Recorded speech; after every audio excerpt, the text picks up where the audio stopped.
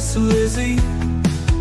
I don't ever smoke the dizzy, but we can always share some ditsies. It's just a cup in time. This song doesn't have to run. Life's all of us, not every moment we can be feeling fine.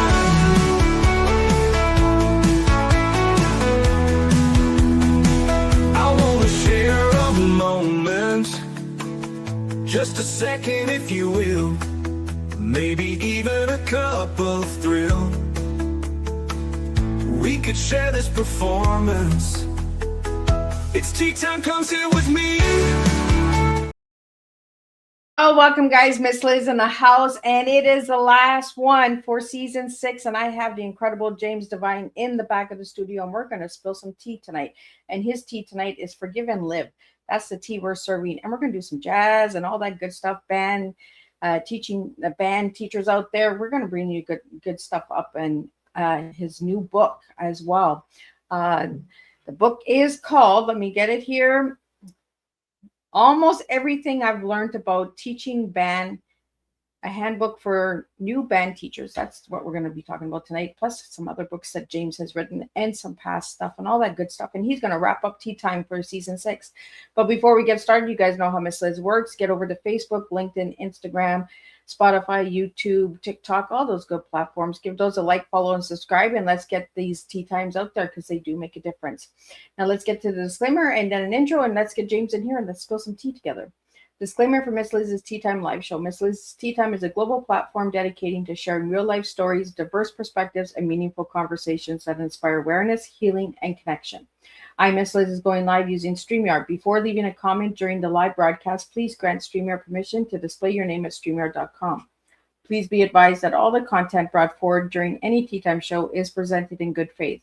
However, discussions may include opinions, beliefs, and perspectives that do not necessarily represent the views of Miss Liz or the Tea Time platform. Information shared by the guests is based on their own experiences and is perceived to be accurate at the given time of airing. All guests, viewers, and participants are responsible for using their own judgment when considering any action or decision that may relate to these discussions. Some episodes may cover sensitive topics, including but not limited to trauma, abuse, grief, mental health, and other emotionally triggering subjects. Listeners and viewers' discretion is strongly advised. Tea Time with Miss Liz is an open discussion forum designed to offer insight, inspire awareness, and create connection. It is not a substitute for professional, medical, legal, or therapeutical advice. If you require professional support, please seek assistance from qualified professionals or trusted resources in your area. If you have any questions regarding this disclaimer or the content of the discussion, you are welcome to contact me, aka Miss Liz, directly at my email at bookingmissliz@gmail.com or visit my link tree at Miss Liz's Tea Time. By choosing to participate in, comment on, or view these live shows, you acknowledge and accept this disclaimer. Your participation is entirely voluntary. Miss Liz welcomes you to join the conversation with an open heart, and if at any time you feel this platform is not right for you, I respect your wishes and decision and welcome you back whenever you are ready. Tea Time with Miss Liz is serving truth and awareness one cup at a time.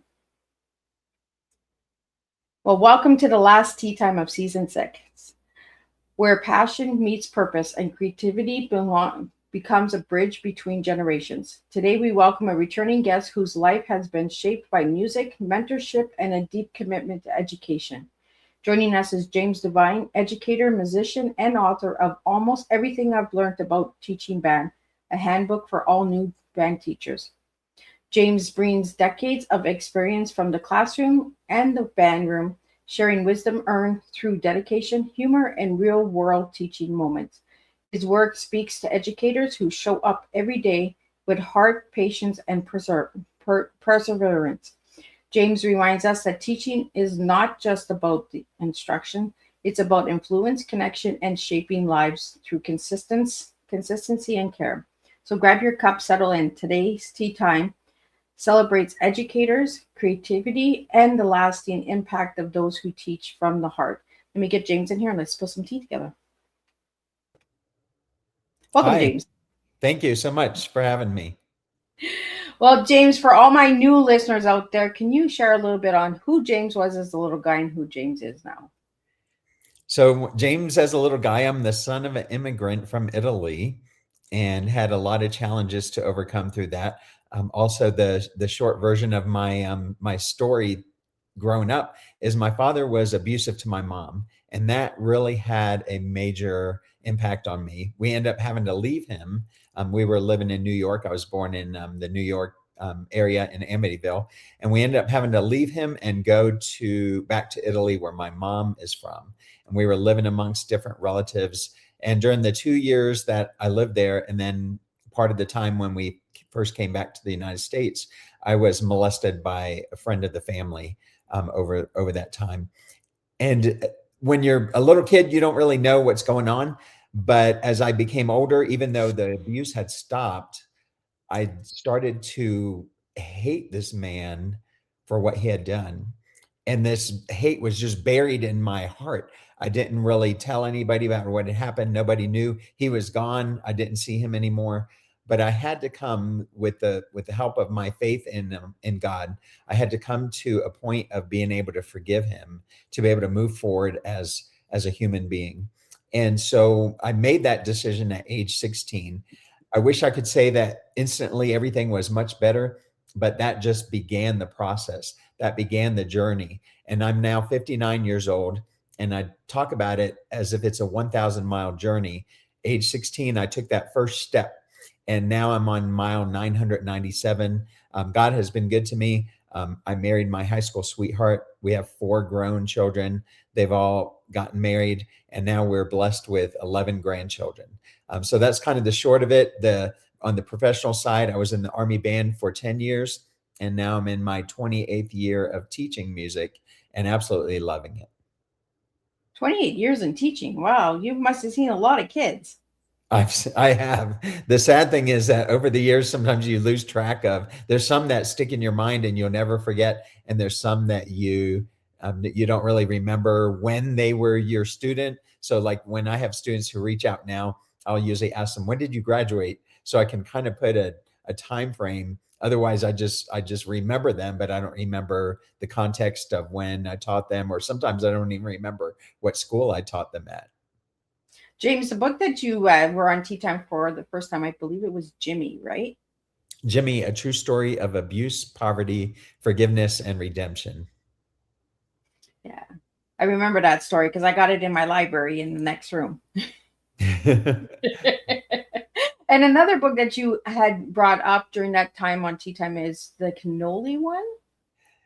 So that one started as a joke, and there was a movie out, I don't know, about 8 years ago, 10 years ago. I don't remember exactly when it was, but it was called I Can Only Imagine. And I took a play on words and made a Facebook post, and I said, I'm writing my book called I Can Only Imagine My Italian Life. And so many people said, oh, when is it coming out? Let me know. I'm definitely interested in it. So I put together some of my Italian stories, or I should say stories of growing up with an Italian mom that had a lot of comedy to them. And that book is called I Can Only Imagine. Yeah, I got that one too in my library. And that one I like. I like that one. So, James, I'm going to pull up the new book that you sent me that you wrote and talk about the cover and all that good stuff. So let me get that book up here. And for all the audio listeners, just give them an idea of what we're looking at. So the book is a compilation of about 100 tips that I've developed over the years, learning things the hard way for new band teachers. These were things that nobody had taught me. I didn't learn them in college. And through trial and error, I found a way that worked. And I'm hoping to save young band teachers a lot of time by letting them be able to implement some of the things that I learned the hard way. So what did you like about teaching band, James? I love how the kids' minds light up, because I get them. I teach beginning band right now, and then I also have second and third year players. But especially that beginning band, that first year, they come in not knowing anything. They don't know how it's going to be. The first week in band class is kind of chaos. It sounds more like noise than music. And I've had fellow teachers tell me that too. They're like, "Oh, we feel so bad for you. We passed by your classroom that first week." And then they come by about the third week and they can hear Mary Had a Little Lamb. And then we just had I teach at two schools right now, and both of the schools had their concerts in December. And the progress that the students have made from August, when they were just making our first test is actually just make a sound and hold it for 5 seconds, because air is the key to everything with playing a wind instrument. And we go from that to them playing songs that people recognize, Jingle Bells and Old MacDonald Had a Farm, and even more complex songs than that. One of my schools, we did a simplified version of the Hallelujah chorus. So, James, how did you get the title of this book?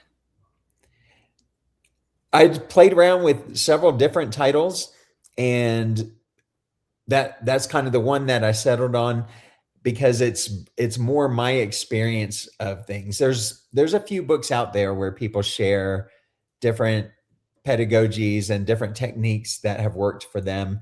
And so this one is very personal to me, and it's things that are quick ideas that can help teachers. And I really have wanted to, in my life, be able to pay back all the teachers that poured into my life, because I had probably 8 or 10 different band teachers who mentored me and helped me and answered my questions. One in particular, his name was Hosey Haynes, and he was part of when I first started teaching, I did not have a teaching certificate, and I was enrolled in an alternative program, and he was my mentor teacher for that.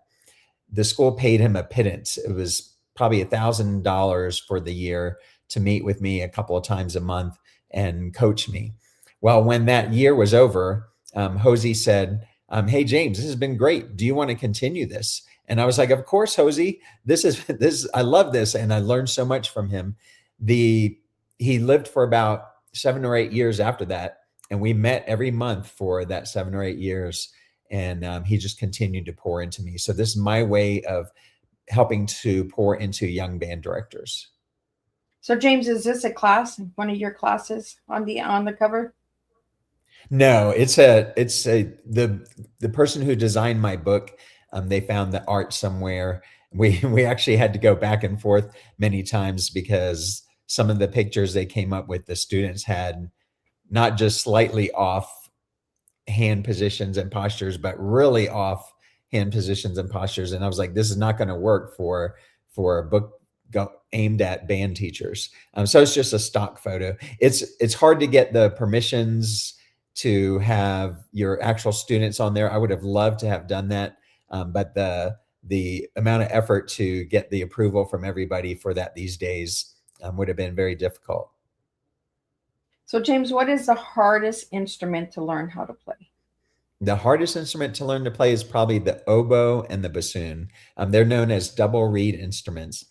The saxophone and clarinet have the mouthpiece and then the reed that vibrates on the bottom part of it. And a bassoon and oboe, they actually have no mouthpiece, but there's 2 reeds that come together, and then that reed is very touchy and very sensitive to weather and that sort of thing. So those are probably the 2 hardest instruments. So, can you play all of these instruments? I can play everything except for probably oboe and bassoon. If I gave it some time, I probably could. So the way I like to say it is that at the very beginning, I'm better than all of the students, because they're coming from nothing. But I tell the students, so my main instruments are saxophone and clarinet. And so I tell the students, besides saxophone and clarinet, I said, by the end of the year, you're going to be ahead of me. Now, I still know more fingerings than them. I know I can sometimes tell them how to do something, like they're not able to do it yet. And I just tell them, okay, you need more air, or you need faster air to get that high note. And then they're able to play higher notes than I can. I have a 6th grade trumpet player right now who is in his first year of playing, and he's already a better trumpet player than I am. I've never heard of the oboe. What is the oboe? The oboe is a wood instrument. It kind of looks like a clarinet, you probably have heard them before. It has a very distinct woody kind of sound, and it's probably about so long or so, maybe a little bit longer. It's hard to show you in the video, but it's got a kind of a nasally sound, and it's usually not played very well by beginners. By the time kids get to high school, it kind of has a bigger learning curve to bring you up to sounding good on it. And certain students are attracted to that instrument. So how old were you when you got into the music, James? I was in sixth grade, so I was about 12 years old. And the amazing thing is, I almost did not join band. And it's when I think about my life and where it's gone, it's hard for me to believe that. In sixth grade, you could either be in band, you could be in choir, you could be in drama, or you could just stay in the room and read a book. So me and two other students stayed in the room with our teacher and we read books. After about 2 weeks, I was really bored of that. And my band friends, they kept saying, "Oh, you need to come to band. You need to come to band." And so I did. And I found out I was good at it. And I didn't know at that time that it was going to be my career. But I was really good. And then by ninth grade, I was making it into all city band and getting to audition for all state band. I never made it into all state, but all throughout my high school years, I made first chair in all city band, which was kind of like four cities: Norfolk, Virginia Beach, Chesapeake, Hampton, I believe was the location for that. And about 11th grade was when I knew that it was something I was wanting to do with my life. Wow. Amazing how something we don't want to do to start off with, and then that's what we do with our whole entire life, right? It's Yeah. like me. I didn't want to podcast. I'm looking at podcasting. James, we had some questions that came in, and I want to get those out to you tonight. The first question that came in is, how do you use jazz to teach lessons about life, not just music? How to teach lessons about life. I would say the main thing is I actually incorporate jazz pretty much as soon as students have been playing 4 or 5 months. And I created a curriculum called Jazz from the Start for that very purpose. But I would say for a couple of the lessons that come up with jazz is to overcome your fear, because we do a lot of improvisation in jazz and students are saying, "Well, I don't know what to do." Well, you got to give me this thing first, and then I'm going to teach you something, and then you can do this. And then once you start doing that, then I can teach you how to do this, and you get better and better with it. But you got to give me that first product first. You can't be afraid to take that first step. So that's the first and main thing we kind of learn with jazz and improvisation.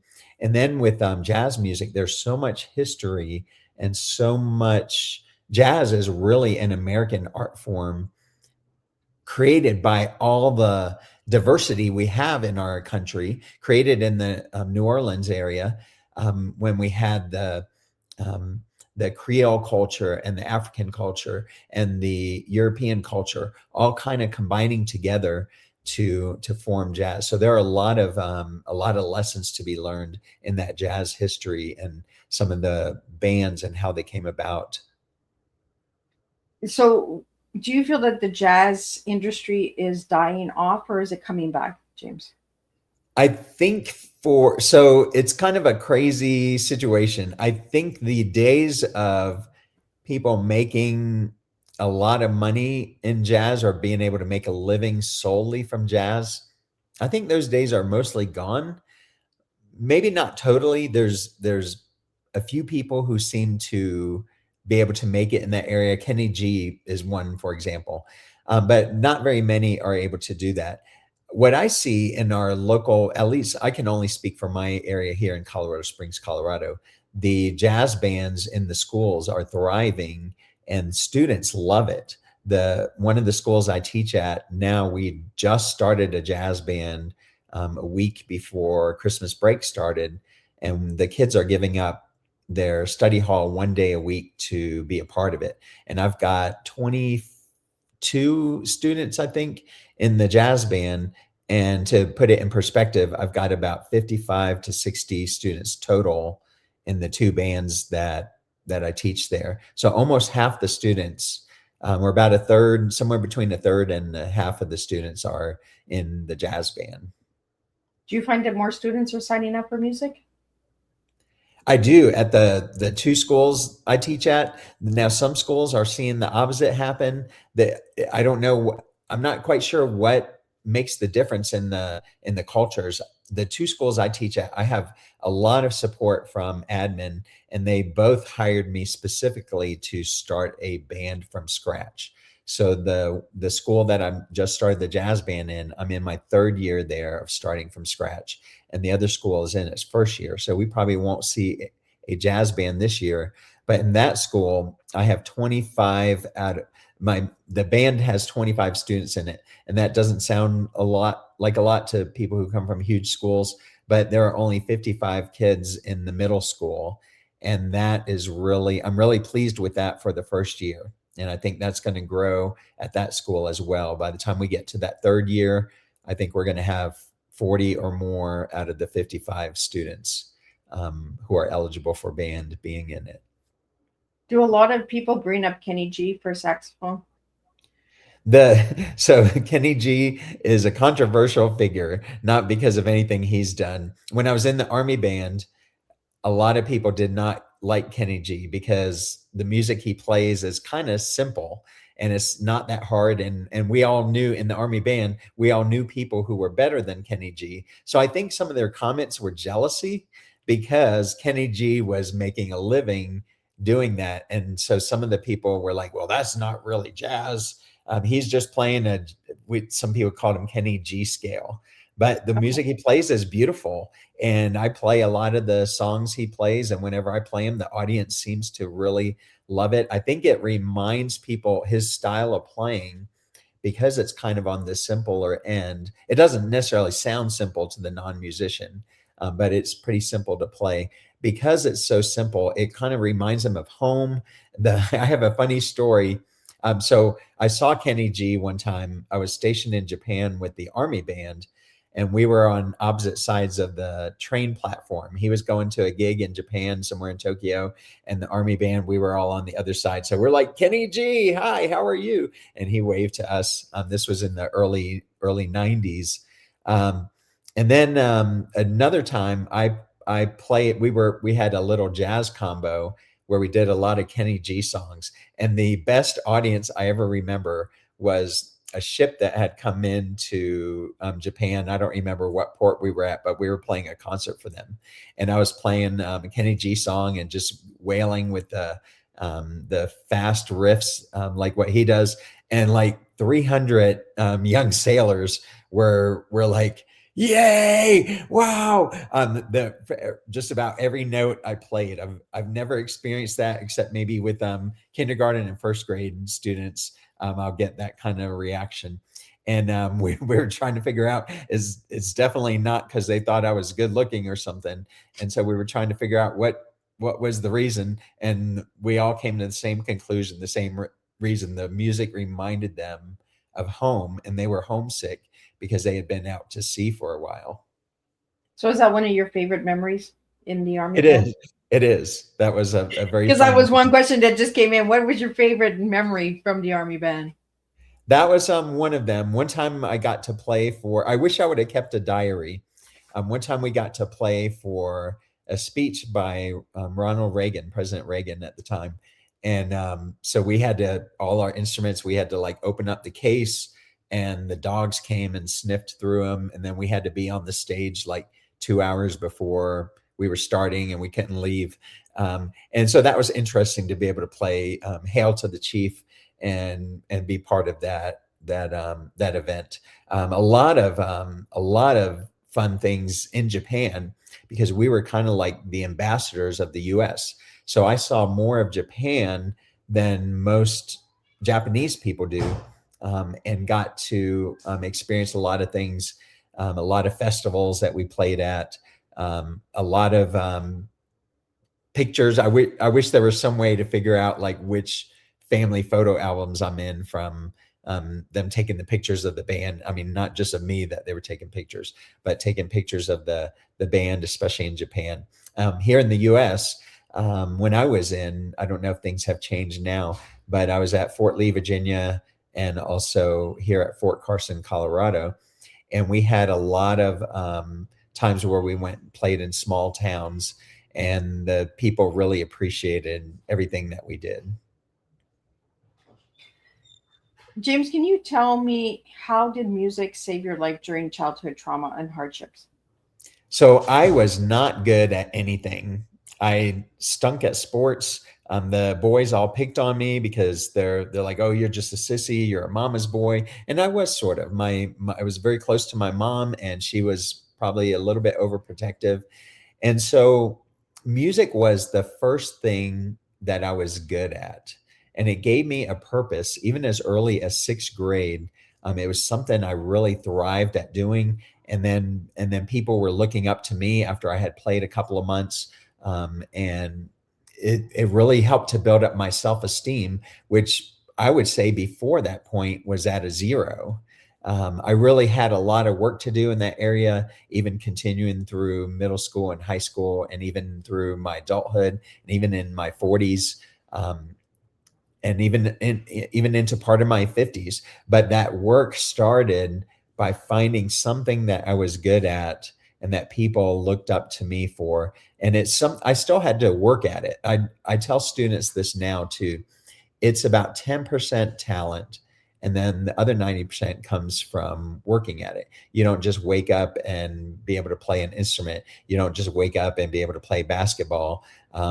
I think it was Michael Jordan who would come an hour early before practice and stay an hour later. And this was even when he was a superstar making millions of dollars. And he said he needed to practice. He's like, I need to get better. He was born with a certain amount of talent, but he had to really work on that to improve it. And even in teaching is something that I get better at with the more I teach and the more lessons that I learn through that. James, can you share the story behind your 100-year-old sax and its symbolism? Sure, it's 106 years old now.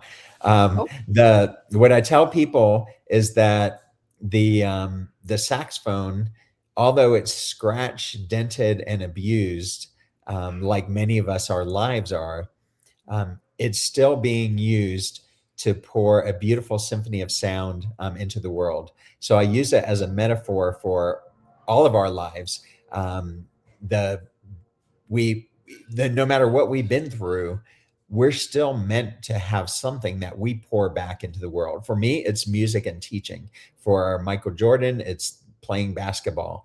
Is different for everybody. There's people I know who their talent is cooking, and when they cook for others, my mom was like that. When she cooked for others, that's how she gave back to the world. It was a joy for her to do that.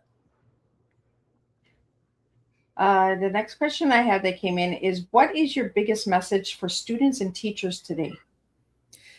That's a hard one to say, but I would say the thing I'm always telling my students to do is to persevere. And I think that's one of the things that music teaches is perseverance, because it's not easy when you first start and you don't see the results right away like you would with you have different games sometimes you can master in a day or two of playing them, and it rewards you by giving you a lot of points. For music, you have to persevere, and most of the students seem to get it. I've structured my classrooms to be able to help students to see that they need to persevere through that. But I occasionally get a student, I think of one who was almost failing my class this first semester, and he just wasn't quite getting the perseverance. And it was cool to see it about 3 weeks before Christmas break. He was finally getting it. I'm going to need to practice, and then I will get an A on all of my assignments. And he's been coming in several days a week during his recess time, part of his recess time, just to practice. And he's now ahead on his testing. I think the same thing happens with teaching. You're not going to be in your first year of teaching. You're not going to be an expert teacher. You're not going to be like the teacher next door to you that has 20 years experience. Some of those lessons you have to learn the hard way. Now you can learn from that teacher. And I would say do a lot of observing find a teacher you love and respect, who the students seem to love and respect, and go and learn from them. And you're going to get to that point faster, but you're still going to have to pay your dues. I would say also to teachers, do not make a decision about whether teaching is for you in your first 5 years. You kind of need that 5 years to learn and improve, do a lot of evaluating. And if you get to the end of that 5 years and you have tried to improve and have learned some things, and you did examine, is it the location I'm at, or is it the teaching? Then it might be time to move on. But I see too many young teachers who they're stuck in a bad situation. They last half a year or a year, and then they're like, teaching's not for me. And the real thing is that position or that boss was not for you, but teaching is for you. You just haven't persevered long enough in it. So we have a question here. How do you keep your band focused, engaged, and motivated? So I've come up with, I didn't come up with it. I've adapted it, a system called band karate.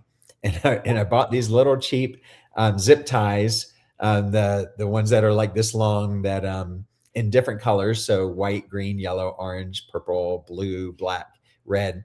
And the students, I've made a very clear progression of what they need to do to get that white belt. And I'm not sure why a little zip tie motivates them, but I would say in both schools I teach at, about 80% of the students are ahead on their testing. So I have a minimum level of testing. You need to complete test 1 by this date, test 2 by this date. And when you complete test 2, you'll get your white belt. Then 3 and 4 by these dates. And I've got 80% of the students who are 3 weeks, 4 weeks, some of them a half a year ahead. The black belt is earned through the whole year. In my beginning band at both schools, I would say about a third of the students have already earned their black belt. And so they've come to discover the joy of the persevering, the joy of getting better. And they're not necessarily worried about their grade, because they could do nothing. I mean, if they showed up to class, they could still get an A in band if they never got another. If they already had their black belt, for instance, they don't have to go further, but they keep going and wanting to go further. I'm not 100% sure how that has happened. But it's something that, as I've become a better teacher, that part of it has become better as well. So I have high expectations for them. Maybe this is how it happens, and you learn where that right level is as you teach more. I have high expectations for them, but not so high that they can't reach it, because the goals kind of go like this. Here's your goal. Here's the next one. Here's the next one. Here's the next one. Instead of saying, here's the big one way up here, then they can see what they can do to get to that next goal. I like that, band karate. That's cool. Does anybody do any karate chops when they reach the top? No, I haven't seen that. And then this is another incentive that I do. And believe it or not, it's actually a joy for me to do. When the entire class has to make it to one of the belts. So for example, when the entire class makes it to white belt, we celebrate. And one of the ways we celebrate is I make a big pan of brownies, and everybody gets a brownie. We take about 5 or 10 minutes out of class, but it's only if everyone does it. And in the 8 years or so that I've been doing that, I've never had a class that doesn't make it. Now, what has happened, there have been an occasional 1 or 2 students who don't do anything. I call them droolers. They stare at the ceiling and count the tiles and drool, and they don't even try. I don't hold that 1 or 2 students against the rest of the class, because they're not even trying.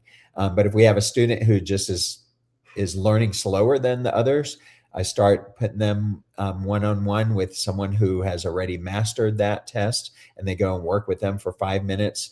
And I see some amazing results from that. So every kid who wants to achieve is able to. James, what's the hardest thing about teaching band? The hardest thing, and the thing that I almost left teaching for, which I can't imagine that I would do that. I retired in 2023. I I retired from public school because there was absolutely no discipline. And it was it was what's called in the US, it's a Title I school, which means most of the students are very poor and come from oftentimes difficult and sometimes even abusive backgrounds. When I started there, everything was fine. And the reason why it was fine, the kids were the same, but everyone from the principal to the janitor to the counselors to every teacher in the building was enforcing, this is the expectation we have of your behavior. If you don't follow that, there's going to be consequences. And so although there were some things that popped up a couple of times a month, the school ran smoothly. The kids made their high achievements, and a few of them tested the limits, but everyone held them accountable.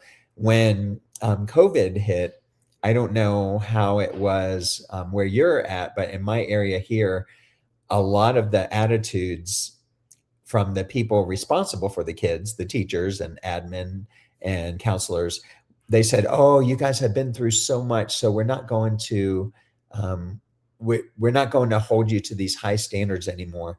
And it became really difficult. I was having 5 to 7 students a day who would cuss me out, stand up in the class, tell me they're not doing anything, tell me what I could do with my life in not so nice words. And that would end up taking 5 to 7 minutes of my class time. Finally, I'd get someone to come pick them up, and 5 minutes later, they were back in the class doing it again. I understand the trying to be gentle with them at first, but then if they come back and do it again, and if this is a daily thing, I even understand if someone has a hard day, maybe they just found out their dad just left, and they explode one day, but every other day they've been fine. That's understandable. But when these students were allowed to do this on a daily basis, and I had 5 to 7 students a day, I was like, I can't do this. I was spending more of my time disciplining that small percentage of kids than being able to teach the 90% who wanted to be there. And so I think there's a lot of teachers who are going through that. There's some schools that are still following that model. And kids are the same wherever you go. I mean, those kids were poor, but like I said, if you have high standards for their behavior, they're going to align with that if everyone is enforcing that. And in the 2 schools I'm at now, we have that. We have that same agreement with everyone from the top down is enforcing that discipline. Well, it's good when everybody's on the same page, right? Yeah, definitely. It saves a lot of time and energy. James, how do you know if your band is out of tune? That's something that your skill as a band teacher develops over time with that. So you learn to be able to hear it. In band, we use a lot of what's called the pyramid sound. So the pyramid, if you think about how a pyramid works, it's wider at the bottom and then narrower at the top. And so you want more of the low sounds, which is the bottom of the pyramid, and less of the upper sounds. So a lot of times, if you can get the band to be in balance, then that's going to solve a lot of the tuning issues. The tuning is a long-term thing that you have to continue to teach to students. I see a lot of young directors, what they do is they get the electronic tuner and they run down each individual and get them to tune their instrument. And they think that's going to tune the band. That tunes one note. And then every note on every instrument has its own tendencies to go sharp or flat. And so you have to teach them how to listen for that. Sometimes you have to stop the class and have 2 students play. And sometimes what I'll do is I'll have one student, I don't know how much you know, Miss Liz, about tuning, but for instruments, you can move them in and out a little bit, like clarinet pieces. And so if you pull it out, it makes it lower. If you push it in, it makes it higher. And so sometimes I'll have 2 students and one of them I'll have pull out a lot on purpose, and I'll have them both play the same note. And I'll ask the band, I said, can you hear that? It makes like waves that clash with each other. Kind of like if 2 people threw stones in a still pool of water, the waves go towards each other. And then when they crash, neither of them has any energy. Whereas if you just threw one stone in, the waves might go all the way across the body of water. the same thing happens with sound waves. If you're out of tune, those waves crash. You can hear it, especially if you isolate just two students. But if the waves are going together, then they give each other extra energy, and that's why you can have. And when I was in the Army band, we only had 25 or 30 people in the band, and we would sound louder than a 100-piece high school band because we were more in tune than they were. So the sound waves were reinforcing each other, and the high school sound waves were crashing with each other. So it's something I spend quite a bit of time doing. It's not like, okay, I'm going to teach tuning now, is part of all that I'm doing with teaching them. Probably the first 3 or 4 months, I hardly did any tuning. I might tell one student, pull out a little bit on your slide or push in a little bit. But now they've been playing for 4 or 5 months. Now we're going to start doing a lot more listening and comparing. But it's a skill that's developed. It's like a slight incline learning the skill. It's not something you can just teach for 5 minutes and then be done with it. Yeah, you don't just walk in and swing the swan and poof, perfect band. Right. Right. And even what I tell students too, even as a professional, I always feel like I'm out of tune. And I said, if you think that way, if you're thinking, what can I do to adjust to the band? You're probably going to be more in tune than the person who says, oh, I'm in tune, I'm not worried about it, because that person's probably not listening. So James, what's one thing you've learned about teaching that changed your life? One thing I learned about teaching that changed my life, I think I gave up. I always hate these questions like, what's the one thing you learned? That's why I wrote the book, because it's got 100 things. 100 things. 100 things. Okay, Yeah. we'll do 100 things. But I would say for me, a big thing that helped to change my teaching is to give up trying to be perfect, or trying to get the kids to be perfect even. And a lot of times, especially earlier in my career, I felt like how the students sounded was a reflection on me. And now my goal is, and even I tell the students this goal too, I said, don't compare yourself to the person that's sitting next to you. Compare yourself to you. Are you better today than you were yesterday? And are you going to be better tomorrow than you were today? And so for all of my groups, what I strive for is every day we get a little bit better. And sometimes we can't see that improvement in the day to day. But if you looked at what we sound like August 10th and then what we sound like September 10th, then we can hear a big difference. But August 11th, August 12th, August 13th, all those days in between, you don't necessarily hear that difference because it's small incremental differences. James, finish this sentence for me. Music is life. See, and that's part of your T. Forgive and live your life. So let's talk about your T tonight, James. You gave me forgive and live. Why'd you give me those 3 words? For me, it was my lack of forgiveness was holding me back because I was harboring these hateful thoughts in my heart. I would say to the point of wanting to kill my abuser.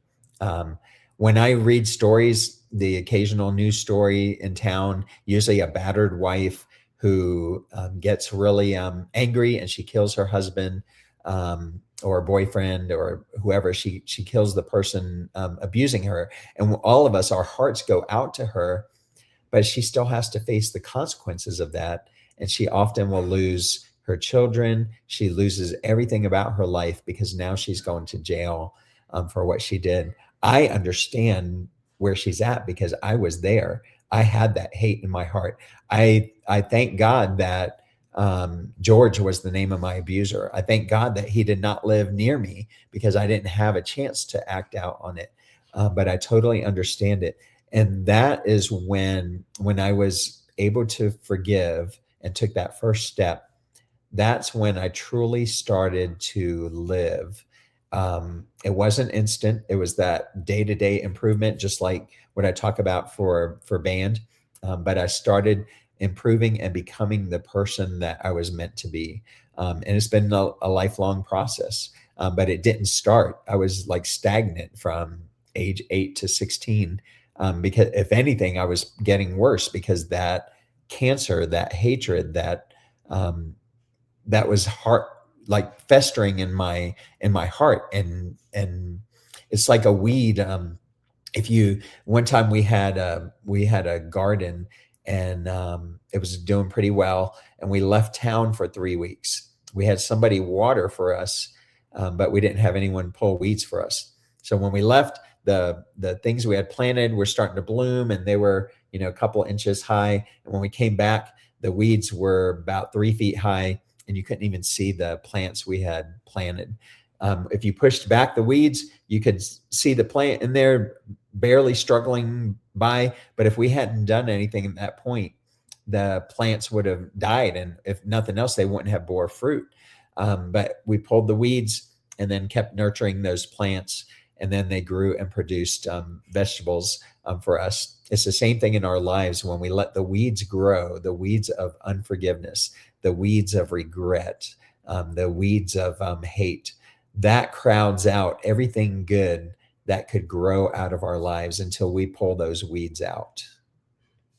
And James, was that the drive behind writing Jimmy to share the story of the abuse? Was to pull Yes, those that weeds out was of- that was kind of one of the steps in my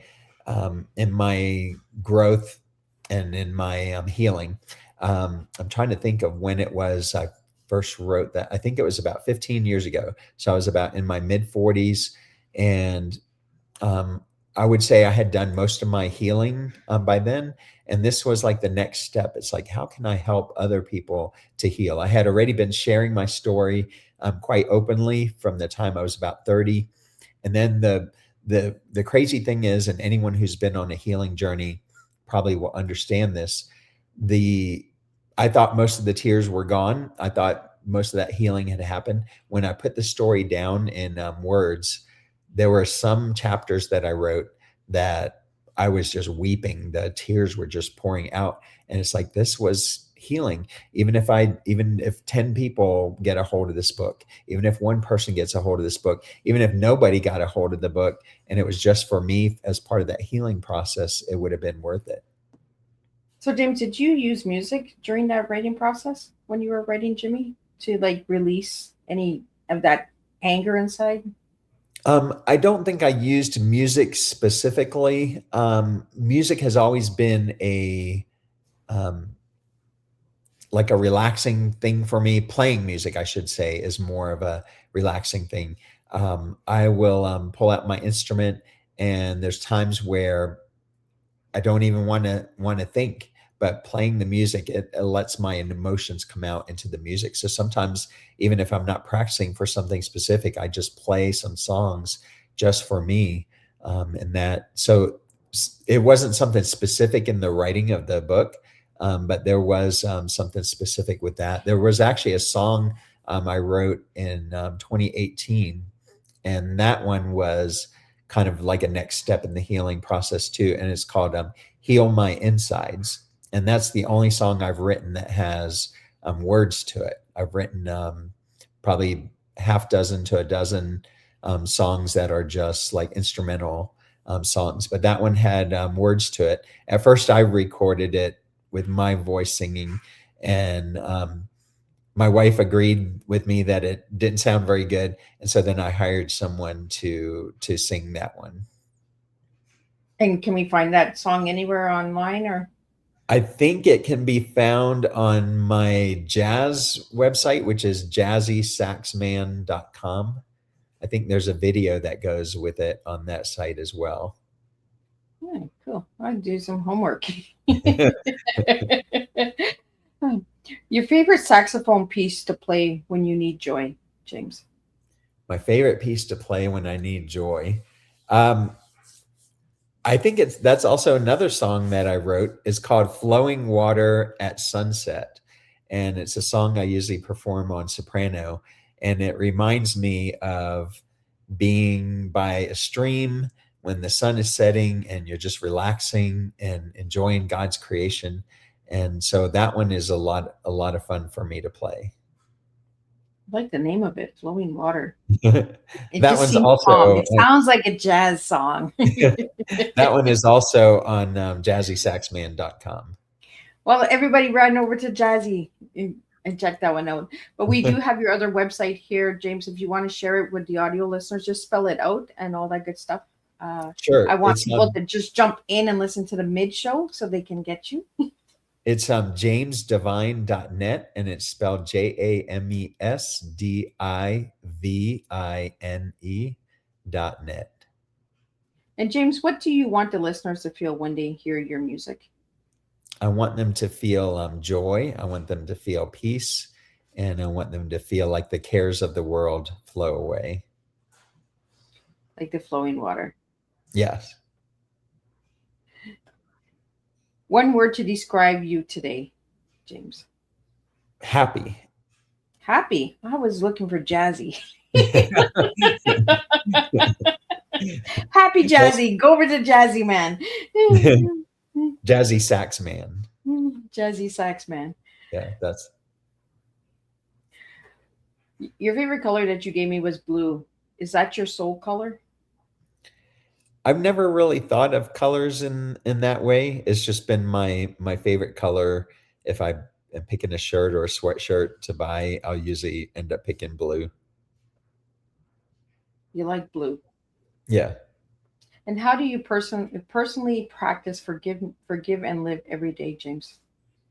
It's gotten easier the more that I've lived, it's gotten easier. But there's still times you have to practice it. And probably some of the more recent occasions, there are some colleagues of mine that the band field is a very small field. So you get to know just about everybody. You might not know them well. And there were times that I felt like people were purposely ignoring me or not answering my emails if I had a question, and maybe they held a position in an organization I was part of. And I used to even get offended by that. And now I've started thinking, you know what, maybe they're too busy. It's because it's not just me. I've found out over the years, it's not just me they're ignoring. They're bad about answering emails. But I took it as it was something to do with me, or they didn't like me. So I've had a lot more grace and forgiveness. And also, we don't know what people have been through. Sometimes, and especially in our day and age, people can put out on social media that their lives are perfect, that nothing is going wrong, and they're actually suffering through a lot. But they don't share that, and so that can affect how their actions are. I used to get very jealous of other people. I was jealous, and I would envy them because maybe they had different professional opportunities than I had. Maybe they had a school where there's some schools where they walk in and the school is a 9 out of 10 and they're able to take it to a 9.2, and everyone in the area gives them accolades, like, look at what they're doing with their band. And I used to be jealous of that, but I started realizing the hardest working people around me are the ones who step into a band and it's at a 2 and they take it from a 2 to an 8, and they've done a lot more work than the one who took it from a 9 to a 9.2. But they may not get as many recognitions because that 8 is just kind of like an average band. And as I've gotten older too, I have started thinking more about legacy and worrying less about. I'm a recovering people pleaser, and so that has been something I've been able to leave behind more. And my legacy is my time with my wife, my 4 adult kids, and those 11 grandkids, and whatever I can do with those. So I think I'd have a lot more grace now than I did, and I'm a lot less offended by things people do or fail to do. Well, it kind of goes into the next question that I had for you, and everything just flows on this tea time. How has becoming a grandfather shaped your purpose in storytelling?